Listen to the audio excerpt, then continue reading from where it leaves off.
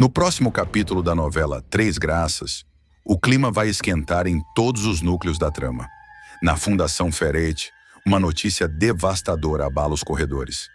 Casper descobre que o irmão morreu em um acidente de carro. O rapaz entra em colapso e João Rubens tenta confortá-lo, mas nada acalma a dor. Enquanto todos se unem em solidariedade, Arminda surpreende com sua frieza. Ironiza as lágrimas de Casper e comenta que ninguém sofre tanto por um morto distante. A indiferença da mulher gera revolta e expõe ainda mais seu lado cruel. Do outro lado da cidade, Viviane chega à casa de Gerluce com um semblante alarmado. Ela revela que há suspeitas graves sobre os remédios distribuídos pela Fundação Ferretti. Gerluce, indignada, percebe que pode estar diante de uma conspiração. Com a voz firme, ela promete agir. Esses criminosos vão pagar pelo que fizeram. Ninguém mexe com a saúde do povo impunemente. Antes de continuar, clique no botão de gostei, se inscreva no canal e comente uma nota de 0 a 10 para a novela. Enquanto isso, Joelle enfrenta Raul com coragem. Ele tenta convencê-la de que a gravidez vai arruinar a vida dos dois, mas ela o rebate sem piedade. Diz que não precisa de homem algum para criar o filho e que já se arrependeu de ter acreditado nele. Raul, pressionado e com medo de ser desmascarado, tenta disfarçar o desespero. A dívida com Bagdá pesa em sua consciência. Na casa de Zenilda, a tensão cresce. Lorena não esconde o desprezo por Arminda e critica a mãe por continuar próxima dela. Essa mulher traz azar por onde passa, dispara. Zenilda tenta conter a discussão, mas Lorena se recusa a ouvir e decide dormir na casa de Meg, buscando um pouco de paz.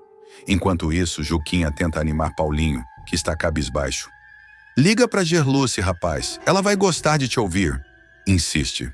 Paulinho respira fundo, pega o telefone e faz a ligação, sem imaginar que Gerluce, naquele exato momento, está prestes a iniciar uma luta perigosa contra poderosos inimigos. Arminda, cada vez mais instável e atormentada pelos fantasmas de seu passado, verá seu segredo prestes a vir à tona. E não medirá esforços para silenciar quem o descobriu. A vítima de sua fúria será Gerluce, a jovem dedicada e de coração puro, que, sem saber, mexeu nas feridas mais profundas da vilã. Naquela manhã, Gerluce chegará à casa de Josefa, como faz todos os dias, levando um buquê de flores frescas e um sorriso no rosto. Josefa, a matriarca da família e mãe de Arminda, a receberá com ternura, mas com o olhar cansado. A idosa vem há tempos desconfiando das atitudes da filha e sente que algo muito errado se esconde por trás do comportamento arrogante e calculista de Arminda. Enquanto serve o café, Josefa comenta sobre o passado, fala de Ferretti, o homem misterioso que ainda exerce influência sobre a filha, e lamenta o rumo que as coisas tomaram desde que ele voltou à cidade. É nesse instante que Gerluce, ao arrumar o salão principal da mansão, decide limpar as antigas estátuas que decoram o corredor. Essas esculturas sempre despertaram sua curiosidade. Havia algo nelas que parecia ocultar mais do que arte. Com um pano e um toque cuidadoso, ela percebe que uma das peças está oca e possui uma pequena abertura na base. Movida pela curiosidade, insere a mão e encontra um envelope lacrado, com papéis amarelados e um medalhão antigo. Ao abrir, o choque. Documentos que revelam um pacto obscuro entre Arminda e Ferretti, algo que envolve chantagem, suborno e até a morte de um empresário influente da região. O coração de Gerluce dispara. Ela sabe que encontrou algo que pode mudar tudo, mas também entende o perigo que corre. No entanto, o destino não lhe dará tempo de pensar. Arminda surge na escadaria, ouvindo as palavras de Josefa ao fundo, e ao perceber a expressão de pavor no rosto da jovem, entende que seu segredo foi descoberto. O olhar da vilã muda, uma mistura de desespero e fúria. Ela se aproxima lentamente, com a voz trêmula, e pergunta o que Gerluce encontrou. A jovem tenta disfarçar, mas a vilã não é ingênua. "Você mexeu onde não devia, sua intrometida", grita Arminda, enquanto Josefa, assustada, tenta intervir. A discussão escala rapidamente. Gerluce tenta recuar, descendo um degrau, mas Arminda a encurrala. A tensão é sufocante. Você não vai destruir a minha vida, entendeu?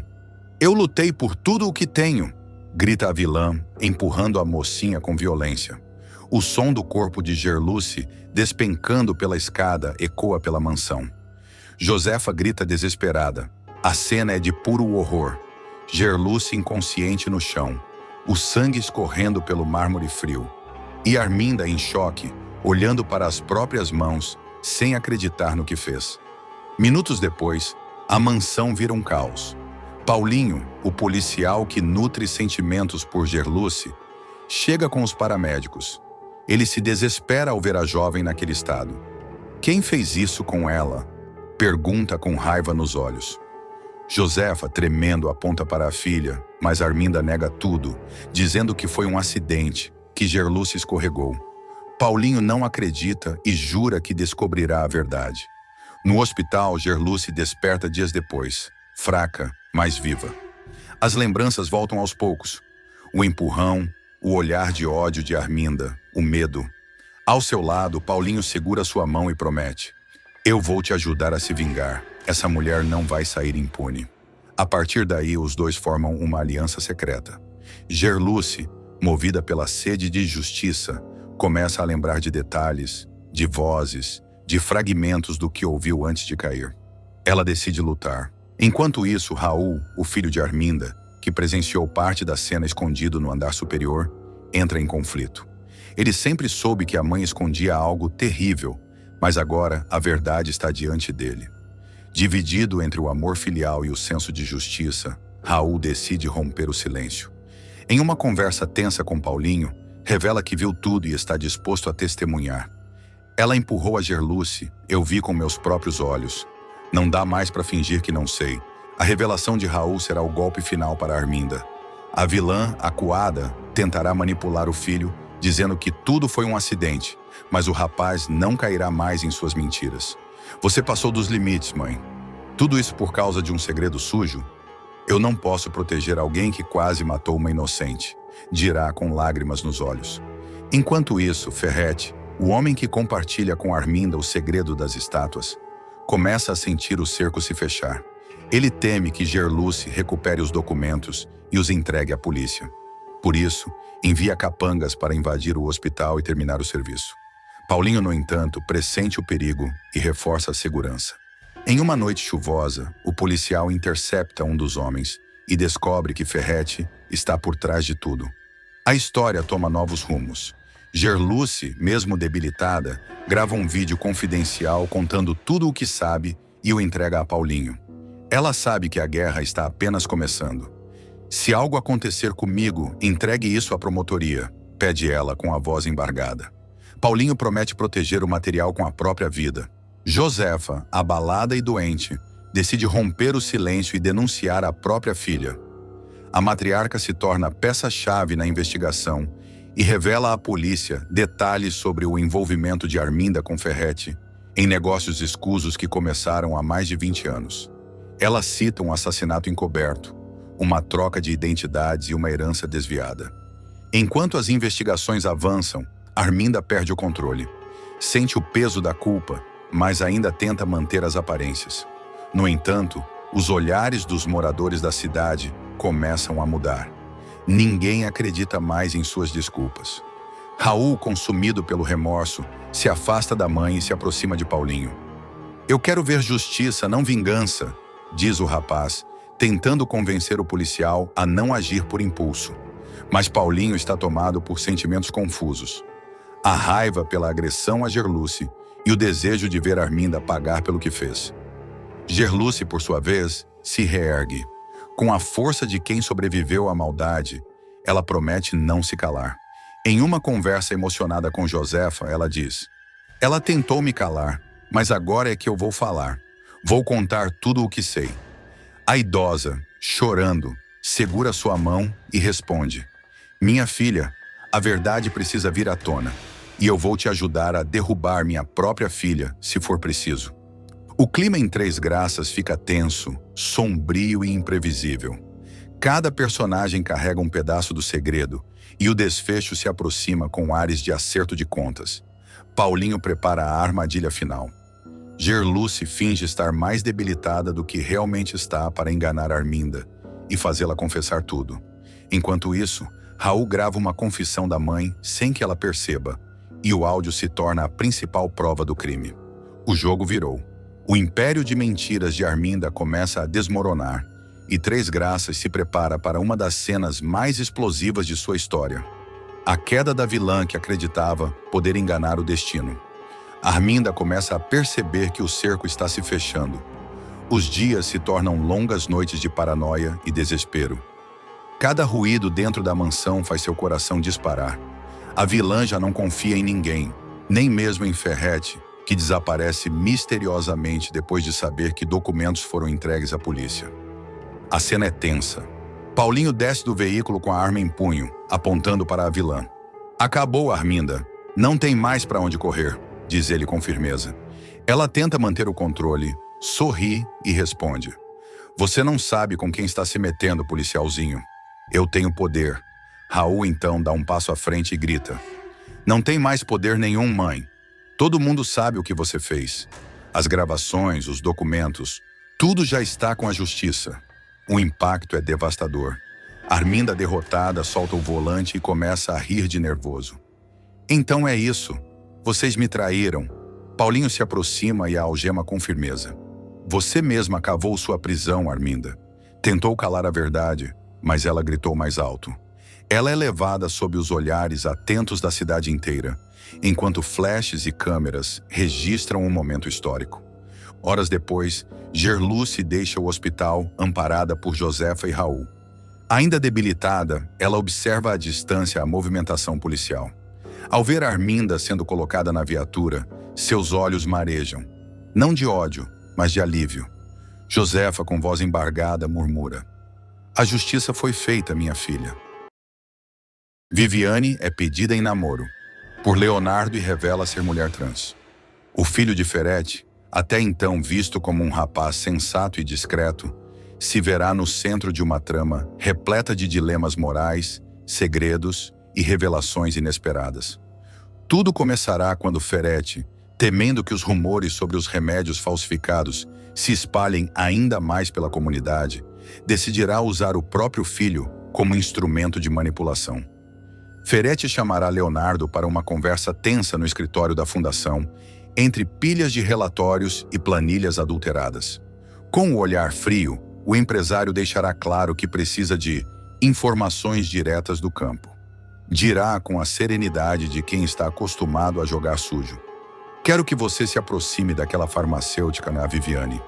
Descubra o que ela sabe." Sem imaginar a verdadeira dimensão do plano, Leonardo obedecerá.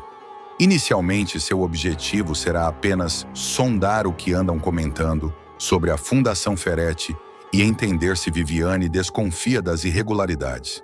Ele começará a frequentar a comunidade com a desculpa de levar doações e remédios. Sempre gentil, sempre sorridente. Mas aos poucos, algo muda. Leonardo se verá atraído por Viviane de uma forma inesperada. A doçura dela, a inteligência, o senso de justiça, tudo o encantará. A farmacêutica, por sua vez, começará a baixar a guarda. Acostumada a viver em alerta, ela se surpreenderá com a atenção do rapaz, que parece realmente interessado em ouvi-la, em entender sua luta pelos pacientes e pela ética. Nas cenas seguintes, o público verá o relacionamento entre os dois crescer aos poucos. Leonardo passará a visitá-la com frequência, oferecendo ajuda para organizar campanhas de arrecadação de medicamentos. A química entre eles será palpável, mas Viviane resistirá. Ela sabe que carrega um segredo, um que pode mudar tudo. Numa tarde, após um dia intenso de trabalho, Leonardo aparecerá de surpresa na farmácia comunitária. Trará flores simples, colhidas na estrada. "Não é muito, mas é sincero", dirá ele com um sorriso tímido. Viviane ficará desconcertada. O gesto tocará seu coração, mas também reacenderá seu medo. Ela sabe que está diante de um limite. Não pode continuar sem revelar quem é de verdade. Mesmo assim, Leonardo insistirá. Dirá que está apaixonado, que quer conhecê-la melhor, que não consegue tirá-la da cabeça. O pedido de namoro virá de forma desajeitada, mas sincera. Eu não sei o que você fez comigo, Viviane. Só sei que quero estar do seu lado. Viviane, com os olhos marejados, responderá com voz trêmula. Leonardo, antes de qualquer coisa, tem algo que você precisa saber. A tensão tomará conta da cena. O público sentirá o peso do silêncio. Ela o chamará para uma conversa em particular, longe dos olhares curiosos da comunidade. No pequeno quarto dos fundos da farmácia, Viviane respirará fundo, olhará fixamente para o rapaz e soltará a verdade que guardou por anos. Eu não nasci mulher, Leonardo. Eu me fiz mulher. Essa é a diferença. Leonardo ficará paralisado. Os segundos parecerão uma eternidade. O choque virá carregado de incredulidade. Você está me dizendo que é um homem? A pergunta soará como uma faca. Viviane reagirá com firmeza, sem abaixar a cabeça. Eu sou quem sempre fui, e não te enganei, só quis ter o direito de ser amada do jeito que sou. O rapaz, confuso e tomado pelo preconceito que nem sabia carregar, recuará alguns passos. Você devia ter me contado antes, gritará ele com a voz embargada. E você teria ficado? Retrucará Viviane com lágrimas nos olhos. Eu teria saído correndo, admitirá Leonardo sem pensar.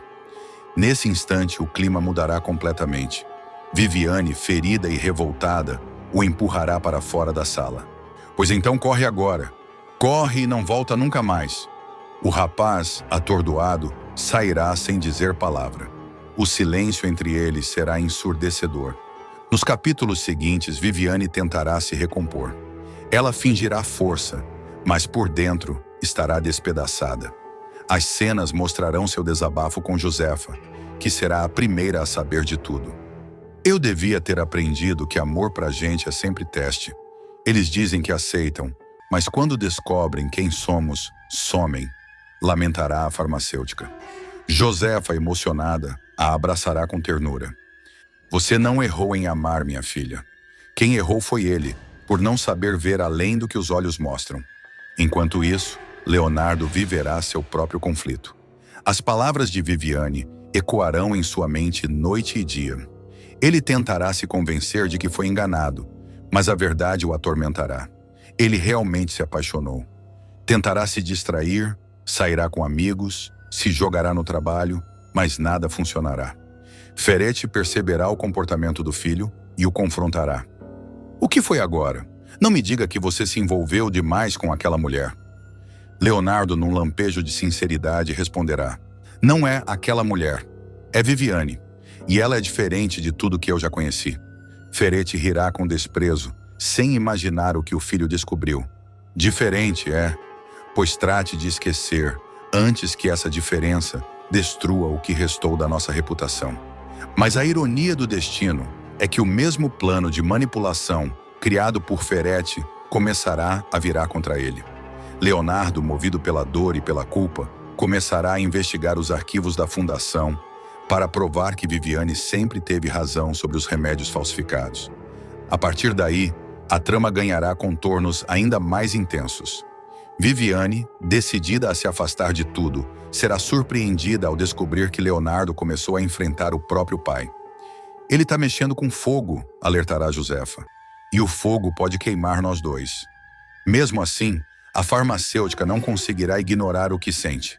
A cada notícia sobre os confrontos entre Leonardo e Ferete, o coração dela baterá mais forte, dividido entre o amor e a desconfiança. Leonardo, por sua vez, buscará uma forma de se redimir. Tentará conversar novamente com Viviane, mas será rejeitado. Ela, ferida, dirá: o problema não é o que eu sou, Leonardo. É o que você escolheu ver. Essa fala marcará um ponto crucial na novela. Viviane se tornará símbolo de força e autenticidade, enquanto Leonardo mergulhará em um processo de desconstrução doloroso. Em cenas posteriores, ele confessará a um amigo: eu achei que sabia o que era amor, até descobrir que o amor não tem gênero. Enquanto isso, Ferete seguirá implacável, articulando sua próxima jogada para silenciar Viviane. Ele contratará um detetive para vigiá-la, temendo que ela revele o esquema de falsificação à imprensa. Essa mulher vai acabar com tudo o que construí, dirá furioso. Mas o que Ferete não espera é que Leonardo começará a agir pelas sombras. Desta vez contra o próprio pai, E no meio dessa guerra entre o poder e a verdade, Viviane será novamente colocada à prova. Seu amor, sua coragem e sua identidade se tornarão armas contra um sistema que sempre tentou apagá-la. E o público verá que a história está apenas começando. A tensão entre Viviane e Leonardo alcançará um ponto de não retorno.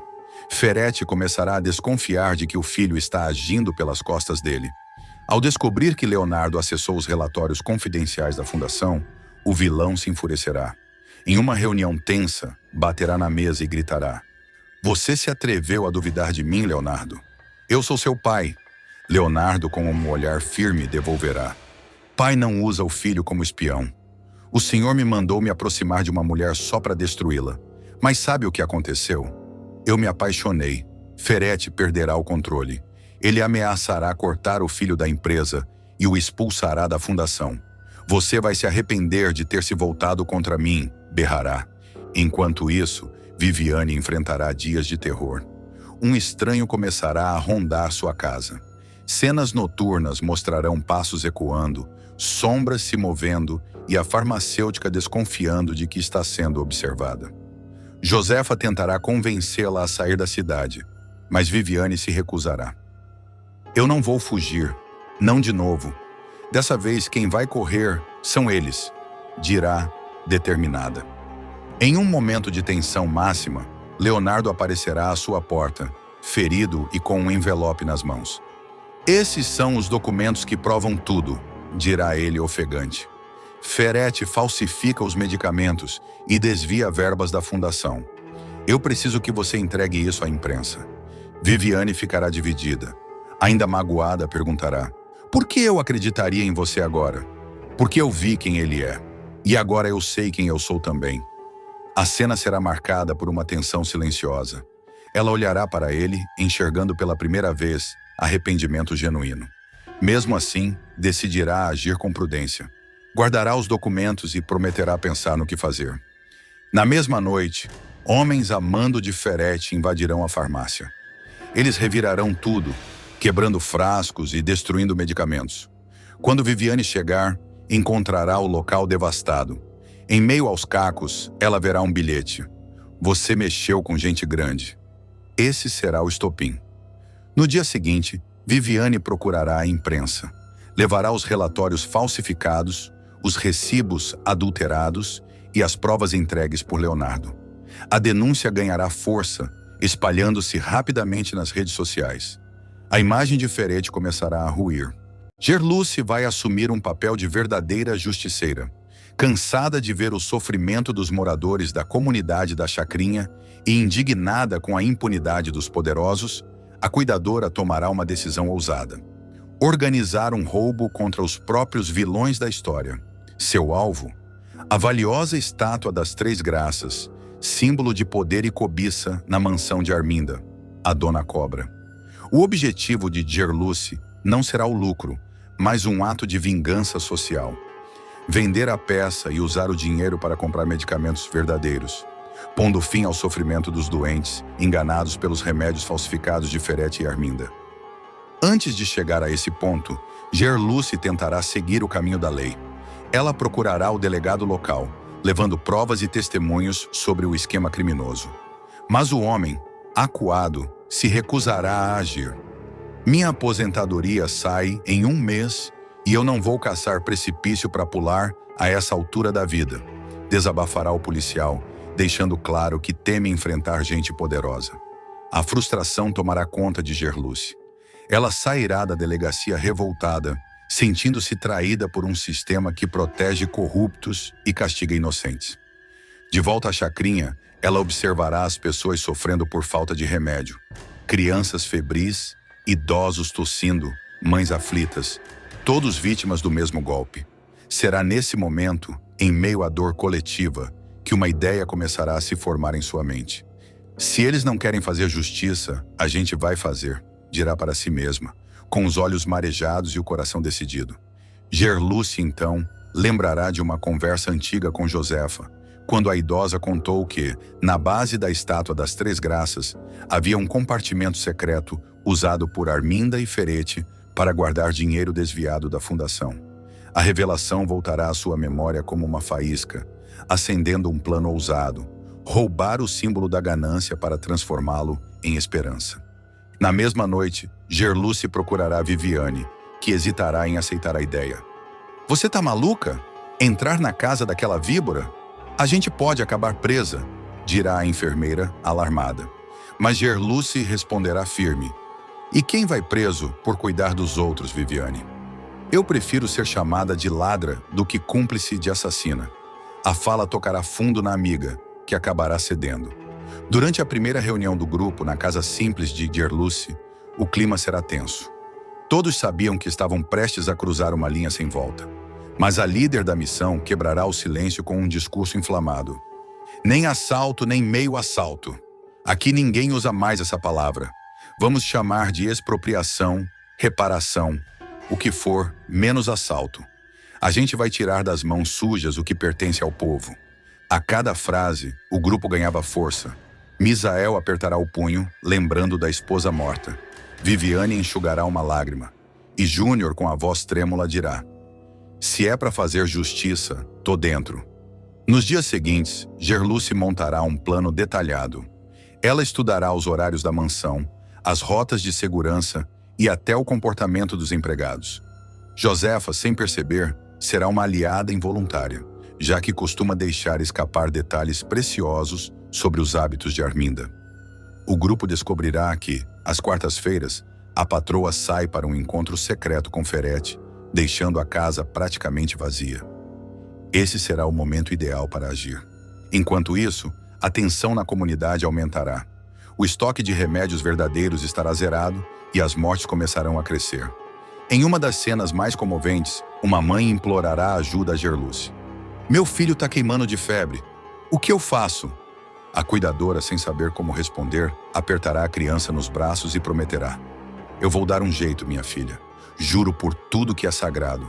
No dia marcado, o grupo se reunirá antes do amanhecer. Vestidos com roupas escuras e rostos cobertos, eles seguirão pela estrada de terra até a mansão. Gerluce liderará o caminho, carregando uma lanterna velha. Lembrem-se, a gente tá aqui para fazer o bem. Nada de violência, entrar, pegar e sair, dirá em voz baixa. Ao chegarem, Júnior cuidará de desligar o sistema elétrico da cerca. Viviane ficará responsável por vigiar o portão. Misael e Joaquim, por sua vez, entrarão pela cozinha. Cada passo será tenso, e cada rangido do assoalho parecerá um grito. Quando finalmente encontrarem a sala onde está a estátua, Gerluce ficará paralisada. A peça dourada, iluminada pela luz da lua, parecia observá-los como se tivesse vida própria. É agora, sussurrará ela com o coração disparado. Mas antes que possam agir, um barulho vindo do corredor os fará gelar. Passos pesados, uma lanterna oscilando. O segurança noturno havia retornado. Júnior, rápido, se esconderá atrás de uma cortina, enquanto Gerluce se abaixará atrás do pedestal. A tensão tomará conta da cena. Por um instante, o tempo parecerá parar. Quando o perigo passar, o grupo retoma a ação. Joaquim, com uma chave inglesa, tentará abrir o compartimento secreto na base da estátua. Aqui, é aqui que eles escondem o dinheiro, dirá ofegante. Ao abrir o baú oculto, notas de dinheiro começarão a cair, espalhando-se pelo chão como um vendaval de redenção. De volta à comunidade, Gerluce e seus aliados dividirão o dinheiro. Nada será guardado para uso próprio. Viviane comprará remédios, Misael cuidará da distribuição e Júnior se encarregará de despistar a polícia. A chacrinha, antes mergulhada em dor, começará a sentir um fio de esperança. As cenas seguintes mostrarão as pessoas recebendo os medicamentos, agradecendo com lágrimas nos olhos. Foi um milagre, Gerluce. Um milagre, dirá uma idosa, abraçando a cuidadora. Mas ela responderá apenas: milagre não, justiça. Porém, o que o grupo não sabe é que Ferete já desconfia de algo. Ele receberá uma ligação anônima, alertando sobre o roubo e jurará vingança. Ninguém mexe com o que é meu e sai impune, dirá com o olhar de fúria. Enquanto isso, Arminda voltará para casa e notará o vazio deixado pela estátua. Roubaram minhas graças! Gritará, histérica. Josefa, confusa, balbuciará. Talvez as graças resolveram ir onde são mais precisas. Ferete não demorará a descobrir quem esteve por trás do roubo. Um informante da própria mansão, subornado por ele, entregará um detalhe crucial. O carro de Joaquim foi visto nas proximidades na noite do crime. A partir daí, o empresário começará a traçar uma armadilha. Ele fingirá tranquilidade, mas seu olhar frio e calculista denunciará o ódio crescente. Eles acham que me venceram, mas ninguém rouba Ferete impunemente, murmurará, trincando os dentes. Na chacrinha, a tensão aumentará. O grupo se reunirá numa noite chuvosa, escondido no galpão de Misael. O barulho da tempestade servirá de disfarce para as vozes baixas e os olhares desconfiados. Se a gente parar agora, tudo o que fizemos perde sentido, dirá Júnior. Eles não têm medo da polícia, só têm medo da gente mostrar o que sabem. Gerluce então decidirá dar um passo ainda mais arriscado. Entregar à imprensa os documentos que provam o desvio de verbas e a falsificação de medicamentos. Mas Ferete será mais rápido. Usando seu poder, ele fará com que a polícia descubra o esconderijo do grupo. A batida acontecerá de madrugada. Sirenes, lanternas e gritos cortarão o silêncio da chacrinha. Misael será o primeiro a ser rendido. Viviane tentará proteger Gerluce, mas os policiais, orientados por ordens superiores, não lhe darão chance. Tá presa por roubo e receptação, dirá o delegado, irônico, o mesmo que antes recusara a denúncia. Gerluce, algemada, não baixará a cabeça. Roubo é o que vocês fizeram com o povo. O que eu fiz foi devolver o que era nosso, gritará diante das câmeras que já cercavam o local. A imagem viralizará nas redes, transformando a cuidadora em símbolo de resistência popular. Em poucas horas, o nome dela estará nos noticiários e nas ruas. Crianças, idosos e moradores da comunidade se reunirão em frente à delegacia, segurando cartazes: Libertem Gerluce e Justiça pelas Três Graças. A partir desse momento, a trama tomará rumos explosivos. Ferete será cercado por repórteres e Arminda, em pânico, tentará fugir da cidade. Mas o destino cobrará caro. No caminho, o carro dela sairá da estrada e cairá em uma ribanceira. O acidente marcará a queda definitiva da vilã. Gerluce, libertada após depoimentos e pressão popular, sairá da cadeia sob aplausos. Ao reencontrar Misael e Viviane, dirá emocionada: Eles podem ter levado nossas graças, mas nunca vão tirar a nossa fé. A multidão aclamará o nome dela, enquanto o sol nascerá sobre a chacrinha, iluminando os rostos de quem, por um breve instante, sentiu que a justiça realmente existe, mesmo quando nasce das mãos simples de quem nunca desistiu. Joaquim, pai de Gerluce, enfim revelará o verdadeiro motivo de ter abandonado a família, num diálogo tenso e repleto de mágoas com Misael. O encontro acontecerá numa noite silenciosa, quando o barulho do vento cortando o ferro velho servirá como trilha sonora para uma conversa que mudará o rumo da história. Misael, cansado de ver o amigo se esconder do mundo, decide provocá-lo. Você já tá de saco cheio de me ver aqui, não é? Dirá ele, tentando quebrar o gelo. Joaquim, de olhar endurecido, solta um meio sorriso amargo. Cê não incomoda, Misael. O que me incomoda é lembrar do que ficou para trás, responderá. Misael insistirá. E o que ficou para trás, hein? A Gerluce, a Lígia, as duas ainda sofrem, sabia? Joaquim, então, abrirá o jogo como quem arranca um espinho do peito. Eu sou um lobo solitário, Misael.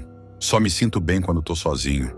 Fui feito para a estrada, não para a mesa de jantar. O amigo o encara, inconformado. Por isso não quis saber da tua filha? Joaquim suspira. Foi isso mesmo. Ela e a mãe entenderam o recado. E, para ser sincero, nunca quiseram saber de mim depois. Mas Misael não se conforma com a frieza do amigo. Se você conhecesse Gerluce melhor, ia ter orgulho dela. Batalhadora. Cuida da mãe e da tua neta como uma leoa. O clima pesa. Joaquim se levanta abruptamente, deixando o banco ranger sob o peso de sua raiva contida. Ela que fique lá e eu cá. É melhor assim. Quanto ao compadre, não vou mentir. Sua presença me incomoda sim. Mas até você dar um jeito na sua vida, pode continuar aqui. Misael, porém, não se cala. Você fala de solidão como quem gosta dela, Mas é medo o que eu vejo. Medo de encarar quem você foi. Medo de olhar no espelho e ver o pai que deixou a filha crescer sozinha.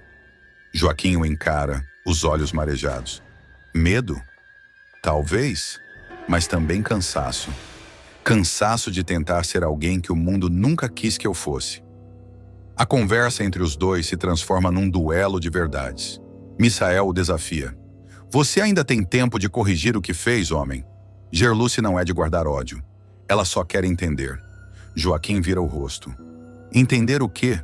Que o pai dela é um fracassado? Que fugiu quando devia ficar? Não quero piedade. Já basta a que tenho de mim mesmo. Nos dias seguintes, o diálogo entre eles ecoará na mente de Joaquim. Enquanto ele trabalha entre os destroços do ferro velho, lembranças do passado virão à tona. O nascimento de Gerluce, os risos de Lígia, o cheiro de café fresco pela manhã. Tudo aquilo que ele abandonou sem olhar para trás.